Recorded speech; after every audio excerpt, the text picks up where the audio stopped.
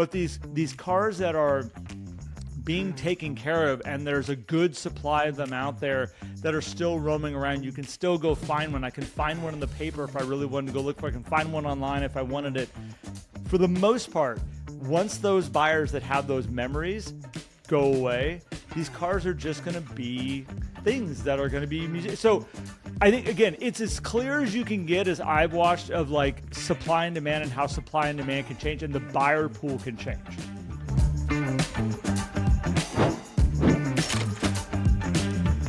Welcome back to Life at 10/10, where we inspire you to live at the pinnacle of your ability and purpose. I've got Matt Benelli here with me today. My name is Garrett Fry, and we are jumping into an amazing episode. Matt, I'm super excited to talk to you about, we're going to go right into this topic of, I guess it's buyers set the price, but this came out of a car show that I was at.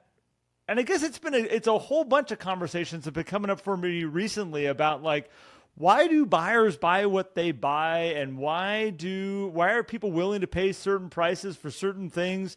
And we always think the sellers are out there going like, well, I want to sell my thing for this price. And at the end of the day, people don't care. Is that the easiest way to start this? Yeah, I love it. Like, so we're talking about supply and demand in a way, but not just on pure economics, but I'm going to love this conversation. And so welcome everybody. If you're new joining us here at Life at 10/10, we're so happy to have you. If you haven't yet checked us out on YouTube, head over to YouTube, hit the subscribe. It is one of the best ways that you can support us and help us continue to grow so we can reach more people and share more value. But let's dive into this, Garrett. So give the backstory on this, because I think it gives good representation to how this also translates right into real estate and understanding that the buyers really kind of control everything. Yeah. So this came out of a handful of conversations and a realization, even more so, that I had this last weekend.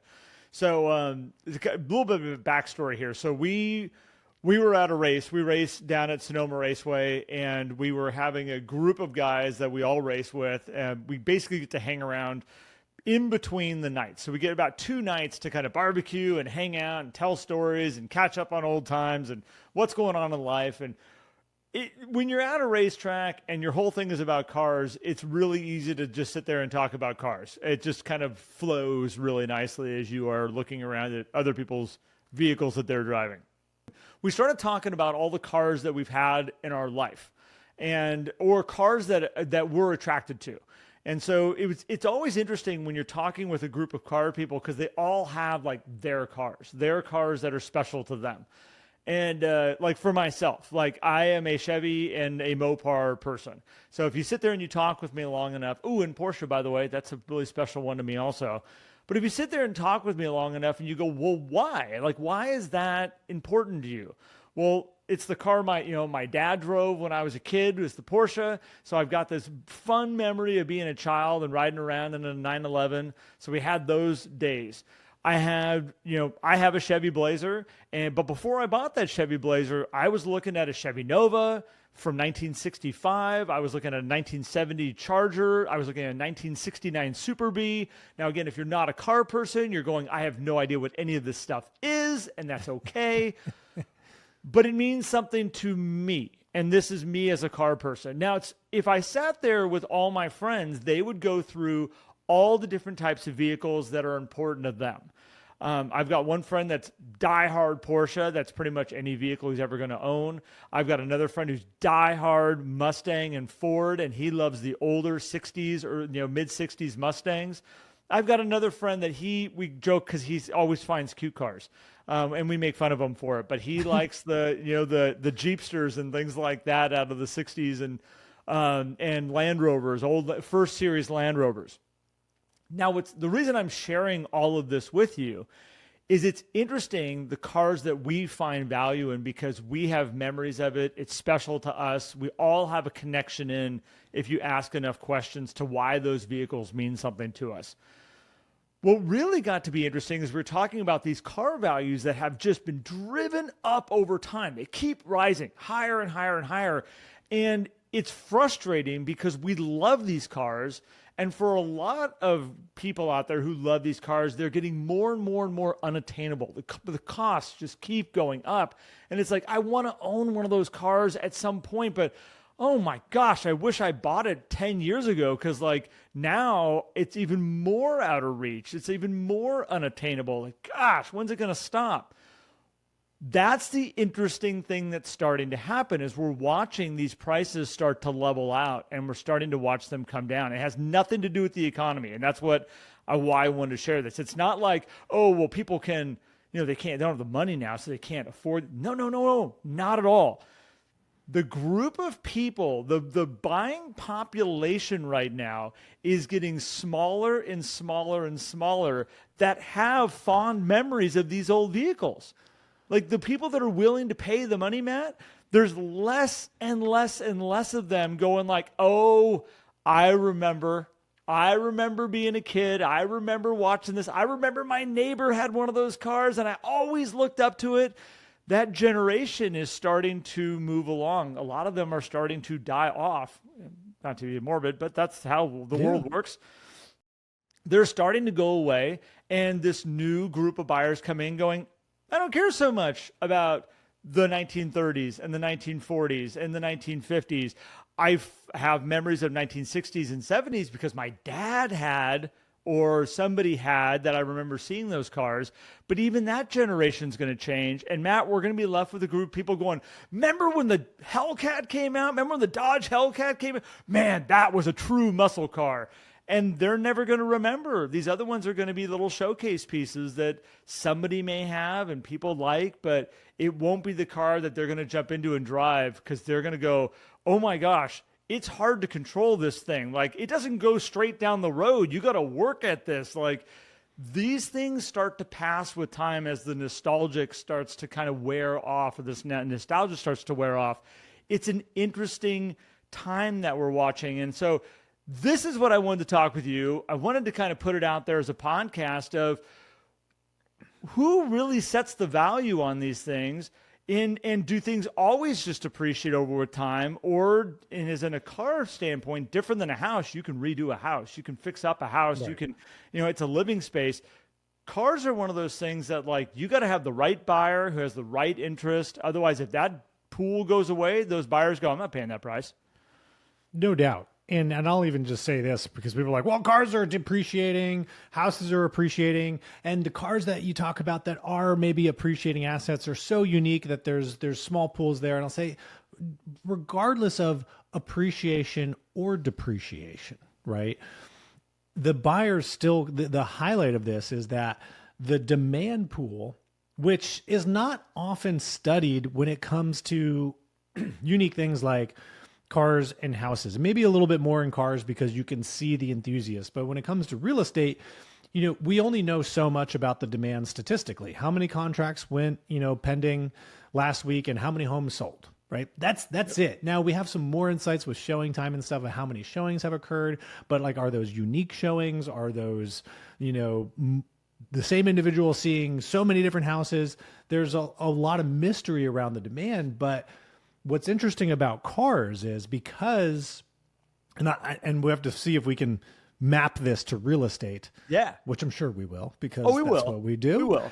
What's interesting about cars is you can go have those discussions, and you can go into a forum and you can understand where the demand is. And then you go and look at what's happening with the supply. Let's take Saabs as an example. I love Saabs, and that's because I grew up in Saabs. My parents had Saabs. I sold Saabs for years. Like, they're fantastic. And if I could put a Saab in the driveway, which I could, but the real, like the 900 Turbo, which is one of the most elusive cars out there, not because demand is so high, but because supply is so low. Because if you do find one, they're not outrageously expensive, but compared to maybe buying a brand new Jetta, it's like, why would you spend the same money for a 1998 Saab? Yep. And it's like, because of that nostalgia. And what's interesting when you look at that is there is a small demand, but the supply is so low, but because those cars should be worth, if you're just looking at the actual value of the sheet metal and the motor and stuff like that, like under $5, right? But they're in the 20s and 30s if you can find one.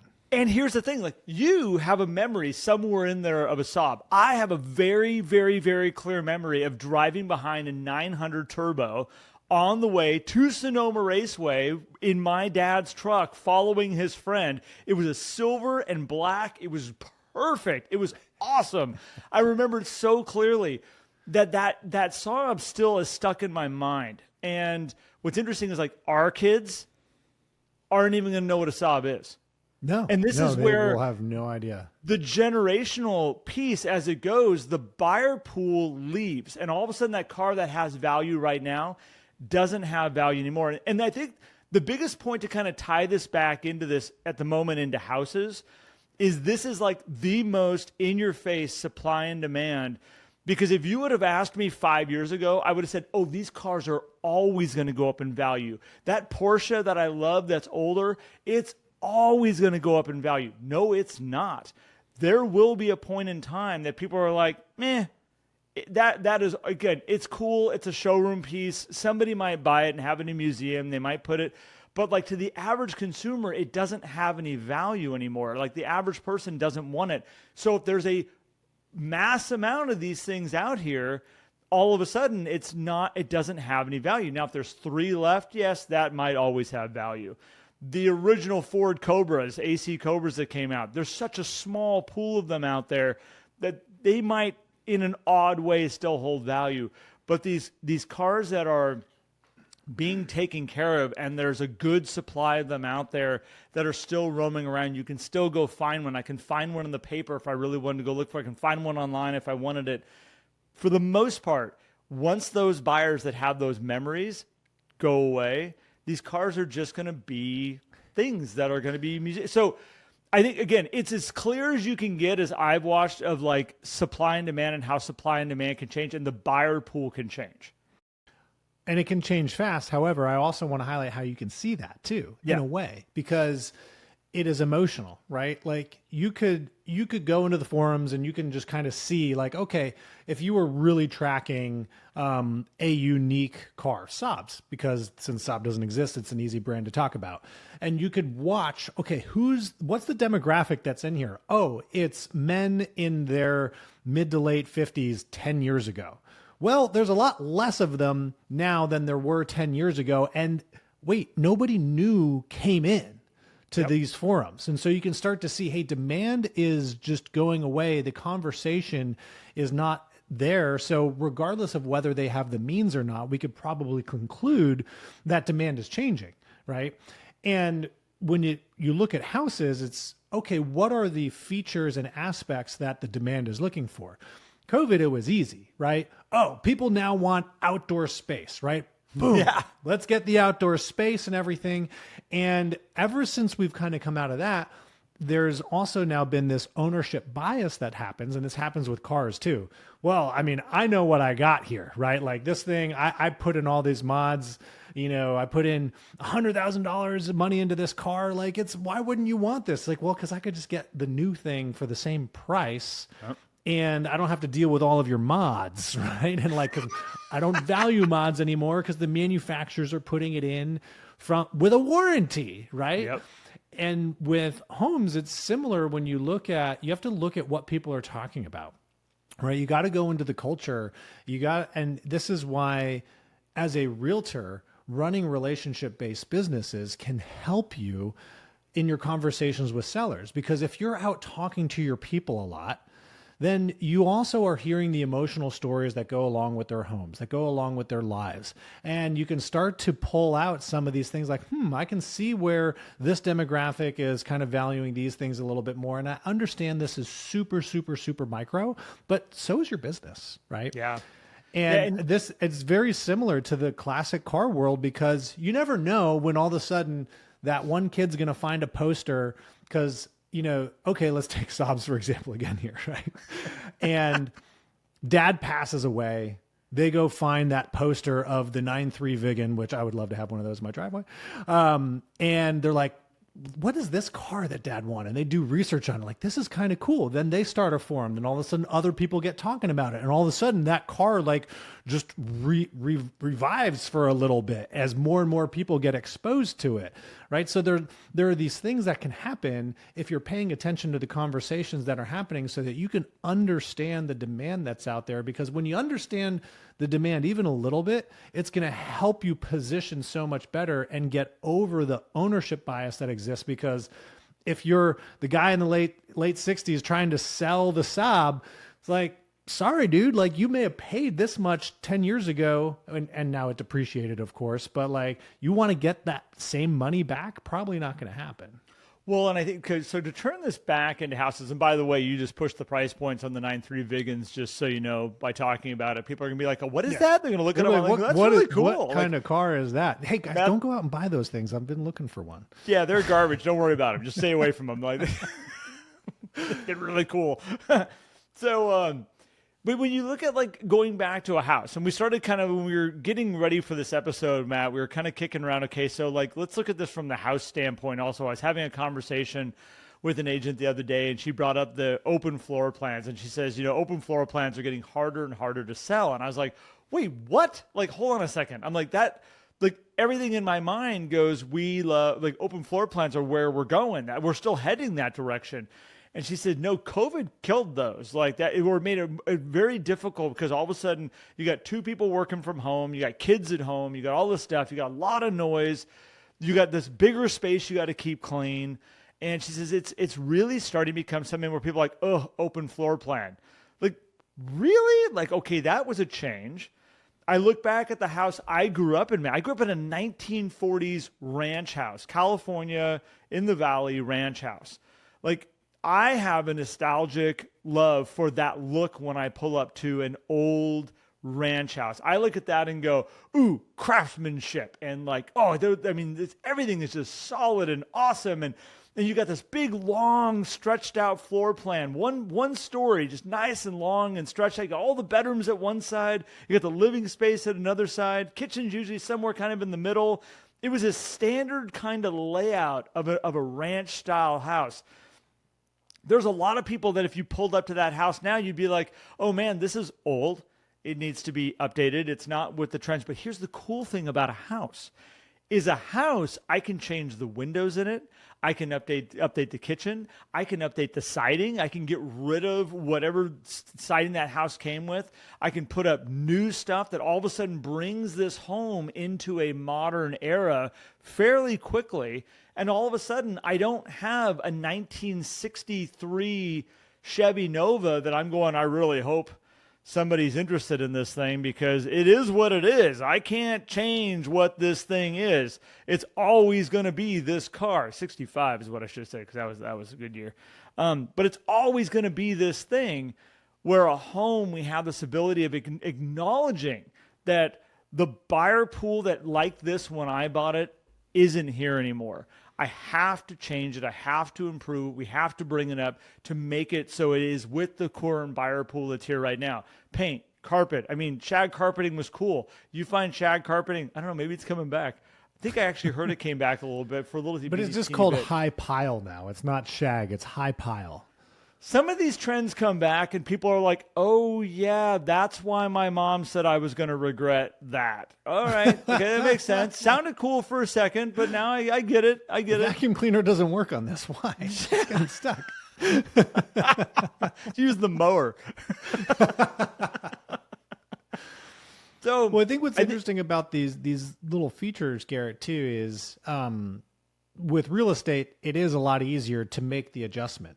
But it also comes into how things are presented too, right? You know, you could take even a car, like, and it'll always be a Chevy Nova, but if you tell a different story about it, then it can also attract, because it's, if you understand the demand a little bit, the mindset of the demand a little bit, there is the one aspect of, let's make sure we position correctly based on that price. Maybe we want to make some adjustments, but what else could we do about the story? Maybe it's just, maybe the house has all the things. And this is the cool thing about real estate is most homes for the everyday buyer has a lot of the features that they're looking for, right? Mm-hmm. Modern homes are pretty darn cool. And so it is, how can you highlight the thing that is most impactful for a good segment of the demand out there to tell a great story, even if the square footage in that backyard is smaller, but it has trees and is private. And it's not about the big backyard. This would be like a COVID time thing. It's about the privacy of this backyard. And let's highlight how you can have a calm, cool, comfortable conversation with your spouse while the sun is rising with coffee. And it's just absolutely amazing while you listen to the birds chirp. And then people aren't going like, man, I wish that was a half an acre. They're just going, wow, that is the exact experience that I want to have. Because when you were brought up these classic cars, most of the reasons why people are attracted to them is because of an experience that they want to have again. Right? Because let's be honest, we go get in a car from the 1960s. If it hasn't been, upgraded or anything, it drives like garbage compared to today's cars. Like, so my truck, Matt, my daughter's like, when can I drive the truck? So again, it's a 1970 Blazer. When can I drive the truck? And every bit of me is like, I need to fix the steering on it. Like, I'm fine driving it down the road. I'm totally fine, just wiggling it down the road, knowing it's going to kind of wander all over the place. I don't need my daughter driving that, not with a lap belt. Literally that's but that's that thing is like, if she were to get into it right now and go drive it, she'd be so disappointed and be like, I never want to drive it again. And I think that's right. that generational thing that like these things start to fall out of place. Going back to what you were saying, Matt, I think in selling anything, you've got to find a way to position it to the buyer pool that's out here right now. And every house has got its great features. Every house has got its things that maybe the buyer pool right now is going to go like, yeah, I'm not interested in that. Backyards are a beautiful thing when you talk about it in the form of COVID. They took off. I remember 2020, 2021, 2022 was like, how big and beautiful can you make your backyard? Because we need to get out of the house. Oh my gosh, get the kids outside. We need to go sit outside. We need to enjoy the outdoors. We need the fire pit. We need the gazebo that we can sit under because it might be raining out there, but we at least need to be outside. And we're coming into a place where I have a feeling we're going to have people walk in. They're going to be like, look at the backyard. And they're going to be like, this is a lot to maintain. I don't know. Like, that's a lot of plants and landscaping. And like, I want to go travel and I want to do these things right now. And I don't want to be maintaining a backyard. I don't want to pay the gardener all the time to be able to do this. Maybe we're trying to reduce costs and things like that and say like, I want to buy the house, but I don't want tons of maintenance bills to come with this house. We've got to figure out and always be understanding what are the buyers looking for out here right now. And we need to be able to guide the sellers that we're working with. How do we help them understand what the buyers are looking for and what you loved about this house? Matt, like, I know you fell in love with the sink in the center island. We got to sell it different. Matt hates the sink in the center island, by the way, just so. Should have never been done. Whoever was like, this is the best idea. We're going to take the biggest prep space that we have where everybody's going to eat, and we're going to put a water fountain in the middle of it to ruin everyone's experience, right? And now every house that I've owned has a sink in the center island because you can't find one where it's against the darn wall in new construction world. If the island's big enough, but Matt, it's starting to change. If the island's big enough, they'll put one on each end. They'll put a little teeny bar sink down at one end. Oh, that's the worst. When I see that, I'm just like, what, like, blow it up. Just like drop a grenade in there and get rid of it. I don't understand it. Why did people do that? And I know we're going to get the messages in the comments of like, well, here's why it matters. And it's the efficiency. And then you have your triangle and all the stuff and the dishwasher's there. I'm like, well, now the dishwasher is where I could have great cabinet space because we have all this space around the island where we can store stuff and I have the room to open doors. But now I don't because the darn dishwasher's there when it's open. Anyway, I need to stop. I was going to let you go, man. I was like, I can't break this. So, but hey, you could put a story around that too. And I have seen a trend in new construction where they're putting sinks back by windows and everything, which is big thumbs up to builders who are doing that trend. And I get the efficiency of the sink in the center island. Okay. So you get to watch your favorite show while you're doing the dishes. Because you're going to spend an hour doing dishes. Like, what? Well, when you're watching, can't wait to binge Netflix while I scrub the heck out of this pot. You've worn through the Teflon because you're so just enthralled with the show that you're watching. And that's why some people put the darn range in the center island, which is even worse. Like, hey, I got a great idea. Let's set some people on fire. Well, coming back to the story I side should send of you a this, picture of my old kitchen. Garrett, have you watched Jason Kamissa's latest video on the Jeep XJ? No, I want to, because by the way, if anybody doesn't listen or watch Jason Kamizza and you're a car person, you need to go check it out. Yeah. So he just basically blew up the values of the Jeep XJ, which for those of you who are like, what's that? That's the Jeep Cherokee, late 90s. They stopped producing in 2001, I think was the last model year. And that was the Jeep that I wanted when I started to drive, and they discontinued it and they brought the Liberty, which was terrible. Maybe it was built better. But what's interesting is he went through this whole story that I knew nothing about the Jeep, right? And I will tell you, I had a friend who had an XJ and it did not drive great, like compared to the SUVs of the day. I would beat him at every stoplight in my SUV. But he still had the cool factor of that car. But when Jason went through and was talking about the story behind it, it was like, oh, now I want one. And that is the power of good storytelling. He didn't change the Jeep. He just went through and talked about the history of it, which gave it more value. And these are when you understand the audience, and his audience is right about our age, which when that Jeep came out, we weren't old enough to drive yet, but we were just about. And it was like, that's going to be the car because it's accessible, it's attainable, it's not the high-end sports car. So like, I can actually have this car, right? And so now it has more value. And if you actually try to find one of these things, they are expensive for what they are going up in value. Yeah. If you can find one with a manual, forget it. Like it's more expensive than it was if you bought it new back in the 90s. But that is the power of what good storytelling, when you actually pull out truth and facts behind it and connect it with the demand that exists, the mindset of the demand, because you're also reactivating their reticular activating system. Because all these emotions that exist from people when they were young or when they first started looking for a home and everything, they're still there. We just have to find the trigger to pull that out of there. And now all of a sudden they're just stuck on that house. They're like, oh man, this has the backyard. It's wide enough for me to throw the ball with my kid. Just like I did with my dad when I was young. Like, I want that for him. It's like, your child is 6 months old. When do you think you're going to be throwing this ball? You know, are you going to, but like, that's what people are thinking about. Well, and this is the power of a really good, and I mean, we can look at a realtor as a salesperson or however you want to talk about it, but I know a lot of people try to like run away from being a salesperson, but a good salesperson is somebody who really understands their client and helps find them what's going to make their life the best. Mm-hmm. And a lot of us are just trying to match people with houses. We're okay, like, well, let's go look at this house. Does this one work? No? Okay, we'll go look at the next one. Let's go down the street. There's another home I'll show you. How about this one? This one work? And we do this over and over and over again. A really good salesperson, though, will sit there and ask so many questions up front. They take that time in that buyer's process, really learning about what's important. So you can walk into almost any situation, almost any house and say, when we were talking, you were telling me this was important, and I was thinking about this house. So as we go into it, I want you to be thinking about, this has that backyard. I know your son's only 6 months old right now, and I know you have this vision of like your favorite memories of throwing the ball in the backyard. I think this house is going to have that for you. Like, and you're going to be able to grow into this house with time. And so you start going through it, knowing what's important, their favorite memories of every house, of being, in a house, like all that stuff. You get to tie it all back in, and then all of a sudden they're going, this is the right one.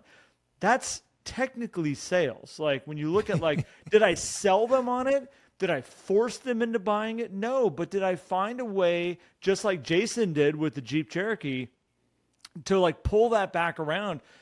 But you look at who his audience is. Matt, you brought this up. It's a prime example. It's pretty much people that are about, our age, you and me, a little bit older, a little bit younger.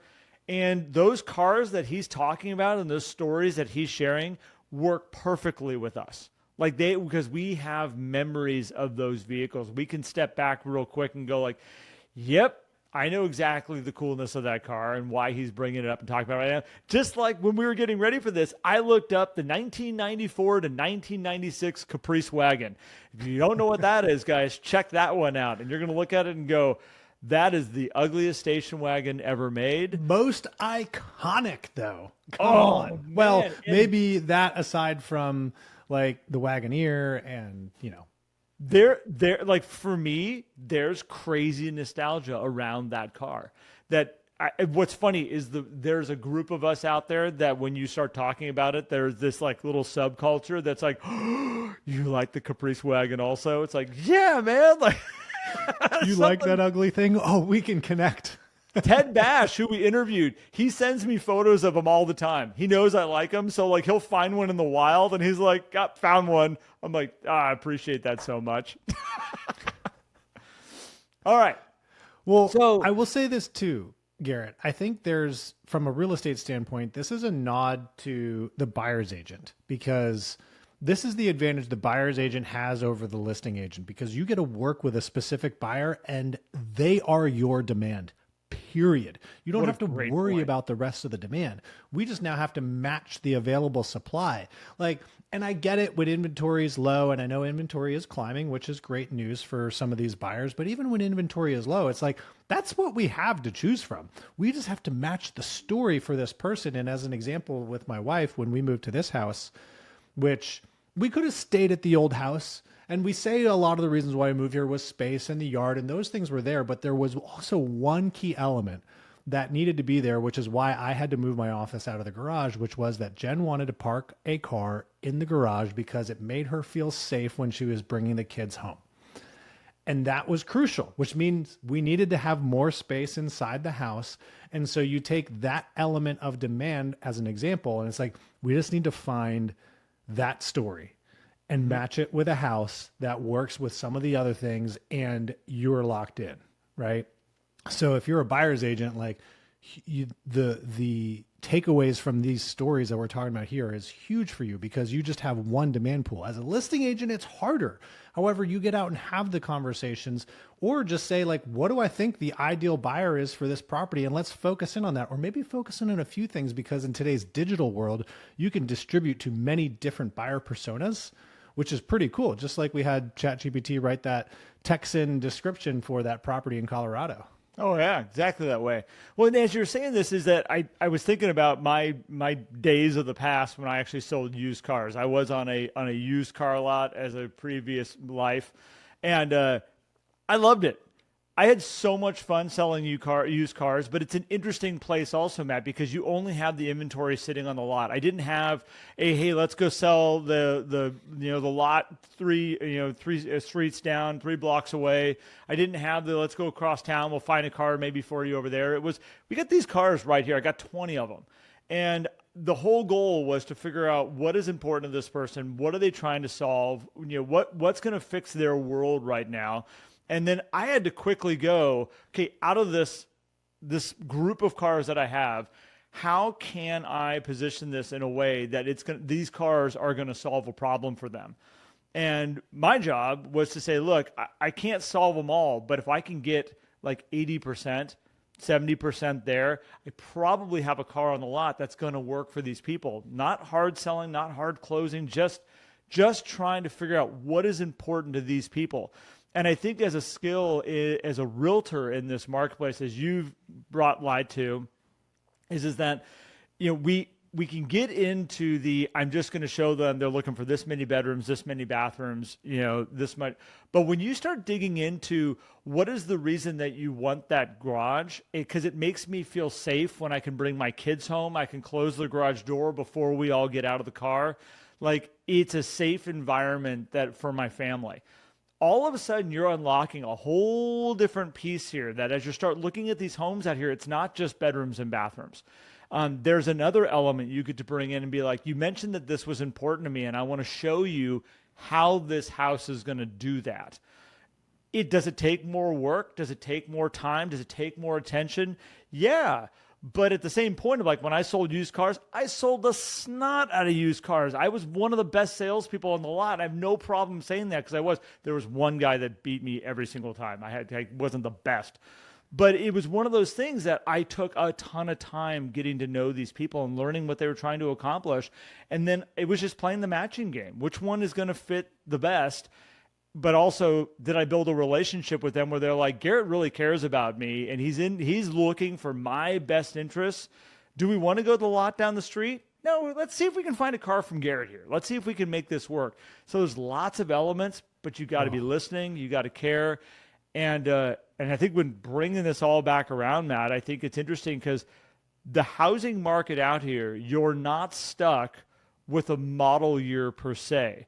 Because the minute you bring that home up to today's standards, the average homeowner walks in and goes, oh, this one's been redone. Like, this is so clean. It's so nice. As long as it passes the inspections and we're good, like, we're good. It doesn't matter that it was built in the 60s. Like, it fits all the standards and requirements of today's homes. I'm in. And that's the cool thing about houses. Oh man, you brought in the element of this salesperson in there, and we're not going to go down that path really, but like, it is amazing because if it is all emotion, when you bring in that emotional connection, and it's more than just the car or the house now, it's all the people involved and what's being felt from this.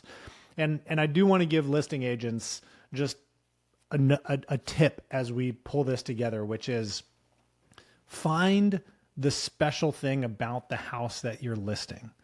Because if you can find it and tell the story about it, you're going to attract people. And because you had to do that as a car salesman, Garrett, because this is the only inventory I have.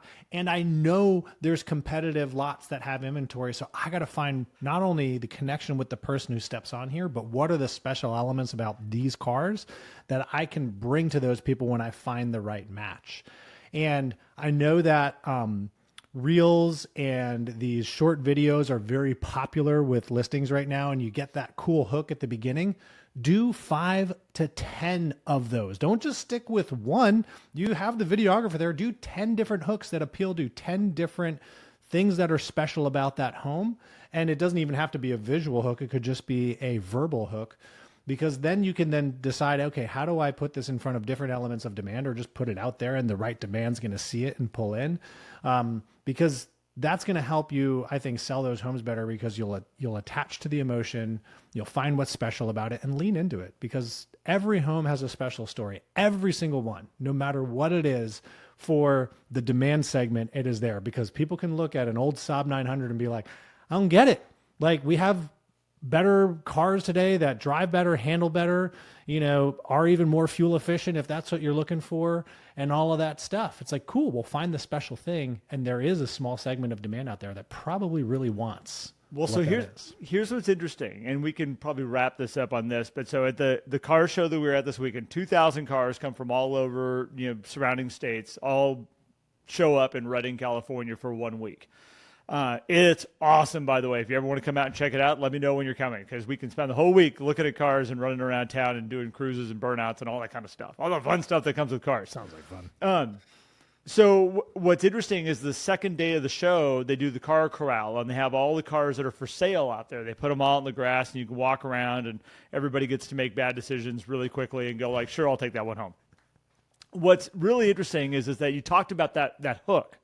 There's a hook that not all cars get to have, but it's funny is it makes everybody stop and look at it and go, I should pay attention to this car. And it's the whole sign that says one owner.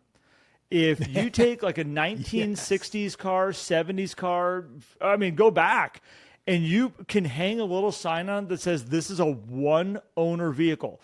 Now it's funny. You can have 5 owners of a vehicle and it doesn't mean it was treated any nicer. Like, it doesn't mean it was taken any better care of, but you get that one owner piece that people put on it, and all of a sudden they say, well, this is one owner. Like, it catches people's attention all the time. My truck, the mere fact that I can say I've owned it for 30 years, like, that's something that as we're talking with people about the car, and they're like, well, how long have you had your car for? And the person next to me is going like, oh, I picked it up last year, and they got a little story with it. How long have you had yours? I've owned it for 30 years. And which the next question, they're like, wait, how old are you? Because they're trying to do, I'm like, it was literally one of my first cars. I bought it when I was 16. And then all of a sudden there's this story that makes this vehicle something different than what it was, before. And it's got even a story before. It was a mud drag truck before I bought it. They were using it for straight line mud drags. Like, it's got a story that comes with it. And I think that's the important, as you were saying, Matt, is like find the story of whatever you're trying to sell. If you're just selling, bedrooms, bathrooms, doors, windows, paint, like, yeah, it'll probably sell. But find the story of that house. Find the story of the product. Find the story about what this home means to the potential buyer that's out there, because that's your element that you have on your side. And then when you're the buyer's agent, your whole thing is to say, how am I solving and building up this person's world that they're going to find this product and go, oh, I see how it fits my life. I didn't see it before, but now I see it. When you show it to me in that way, that's my home. Yeah. Hands down. Man, I love it. Dude, this is a fun conversation, and I hope that all of you enjoyed it as much as we did. And if you're still here with us, I'm guessing that you did. And so what I want to hear from people, Garrett, and so if you're listening on audio, head over to YouTube to this episode, which might be linked in the show notes below, or you can join our community for free and see our podcast episodes there. And we have the YouTubes and all the things linked in there. But I want you to go to YouTube and I want you to drop below, what is your nostalgic car? What is the car that you're like, this brings me back? If I could put it in the driveway right now, I would, right? And this could even be a car that you definitely wouldn't buy because it doesn't fit the needs of the family or anything, but it is that car that if you could put it in the driveway, and you might have a few, so drop them all in the comments. We want to know about them, and do that now. So you can just hit pause if you still want to hear the rest of this, and go do it and come back and listen to the rest of us just saying thank you so much for being a part of us. My list is long. I'll put my list in. Yeah. And if you guys want more from us, if you want more content, Garrett and I do these weekly mindset videos, and we run this thing every day inside our community called Win the Morning, which actually involves also a free live session on Tuesdays, and all the recordings are in, but you can join our starter membership. It's super, super affordable, $10 a month. You can join in, get some really awesome content every single day of the week, and kind of get introduced to our community. And if you're interested in some coaching and some education to help you further your growth, you can join our 11 Circle, where we coach every single week with an incredible group of realtors. And I'm excited for today. At the time of recording this, we have an awesome guest coming in to lead a success lab, because we also do that once a month. By the time you guys hear this, you can go back and see the recording in there. If you want a free trial for the 11 Circle, you can grab that. All of this available at lifeat10tenths.com as usual. And guys, just thank you so much for tuning in. We appreciate you a whole lot. Garrett, appreciate you, my friend.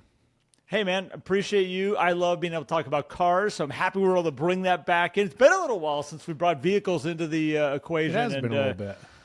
Don't worry. I know there's some people, when we started this adventure, Matt, they said, are you guys just going to talk about cars all the time? And we have been really good. I feel like we've dabbled. We brought it in the right places at the right times. This was a heavy car episode, so I appreciate everybody who found as much value as we did in it. Totally worth it. Totally worth it. Well, guys, thanks so much. We'll catch you on the next episode. Thanks, everyone.